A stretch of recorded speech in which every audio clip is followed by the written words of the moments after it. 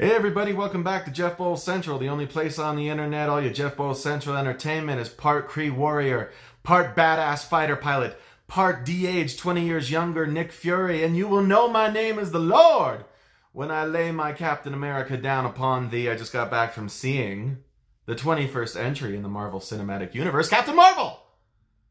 And I love Marvel. I'm a Marvel head. I assume you're a Marvel head, and I don't think there's anything wrong with that. And you don't think there's anything wrong with that. If you don't think there's anything wrong with that, and I don't think there's anything wrong with it, then there's nothing wrong with that. Although, I will say, people who are not Marvel heads are going to start disengaging from these movies. And I wish they wouldn't. And this is me putting on my Nostradamus hat. But it's so fractured now. Like, the storytelling, like, I follow it because I'm, like, religious about these movies. I don't miss a single one. I watch them multiple times once like I can get them home and everything, but people are going to show up to Avengers Endgame here in a couple months, and they're going to be like, Captain who?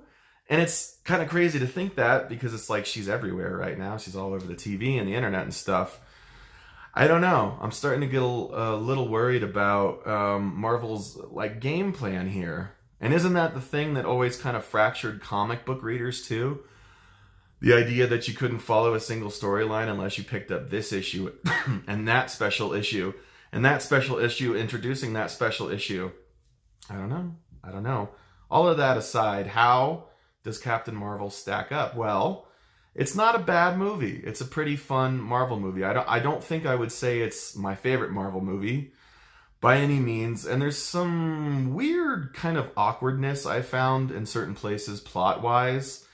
Just having to kind of like roll out a little exposition, especially if you're like Ben Mendelsohn and you've got all the Skrull makeup and you got the Skrull chompers and you're trying to relate all sorts of techno babble and stuff. The plot is a bit fractured, but you know, the essence of a good Marvel movie is not about plot, and it's not even really about action. The essence of a good Marvel movie has kind of become about heart and humor, and even a little bit of quirkiness, and it's got that in spades.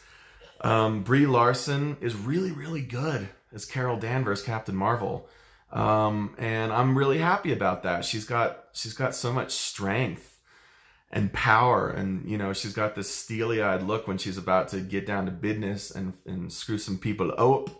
Screw some people up. I think you know what I mean. Heroically, screw some people up. Up. Samuel L. Jackson is a lot of fun in this movie because he's giving us a Nick Fury with both eyes, and he's younger, and he's just an agent. He's not the director of anything, and he knows how to have a good time. Like, he laughs. Nick Fury laughs. He has a good time. He's clearly younger. He doesn't have like the weight of the cosmos or the Avengers or anything else on his shoulders. Greg Clark also returns as a younger Agent Coulson, which is also a lot of fun. It's cool to see Coulson in the movies again, because I'm kind of getting sick of Agents of S.H.I.E.L.D. I wish I could have Coulson back in the movies where he kind of belongs, if you ask me. And a lot of great supporting cast. Like I mentioned, Ben Mendelsohn plays the kind of Skrull leader. The Skrulls are done very well, and it's kind of been a long wait for Marvel fans to finally get them in the cinematic universe. So it's all good. There's a cool cat named Goose, who's supposed to be named Chewie, if you follow the comics. But same cat, same reaction from the audience. It's kind of a surprise what that cat is all about.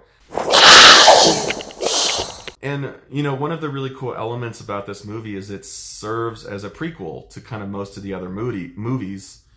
And it takes place in the 90s, which is, you know, a good hit, since like most of the people going to see this movie are my age or a little bit younger or a little bit older. We very well remember the 90s blockbuster video, Nirvana, garbage music, you know, whatever. It's kind of cool, and I suppose if you watch them all in order, all 21 in chronological order, this would be like the second movie you watch. So it's kind of a fun setup to the whole universe. The main thing about Marvel Studios, about the MCU, is that they consistently put out good stuff, which you can't say about Warner Brothers and DC. Although I have to say Shazam looks like a lot of fun, but you know, like blow for blow, who's got the better movies, DC or Marvel? It's kind of a no-brainer. And I'm a big DC fan too. So I don't know. Maybe I'm just getting a little gun shy because I'm seeing out there and I'm hearing out there a lot of non-fans talking about how I don't want to get involved in this and go back and watch that movie just to understand this movie. But look, it's working for Marvel. It's the same business model that they've had with their comic books for decades.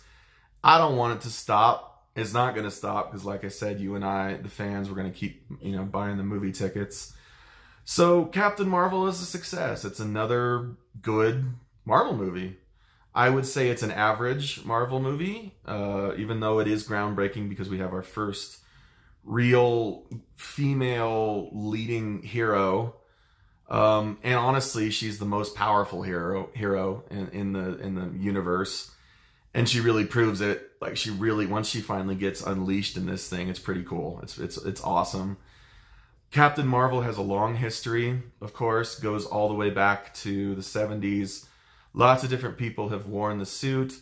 Carol Danvers, of course, was Ms. Marvel for the longest time, and she donned the mantle in 2012. I love that series. I read all of those comics. Carol Danvers, I love the character. I love Captain Marvel. I can't wait for her to join the Avengers in Endgame here in a couple months. So that's my review. Captain Marvel, go see it. Come on. Even if you're getting tired of Marvel, it's still a good time. There's still to be fun to be had. So Captain Marvel gets from Jeff Bowl Central a 8 out of 10. Woo! That's good stuff. Until next time, everybody, it's a cat. It's not a flirkin. Nope. It's a flirkin. It's not a cat. Now you think about that.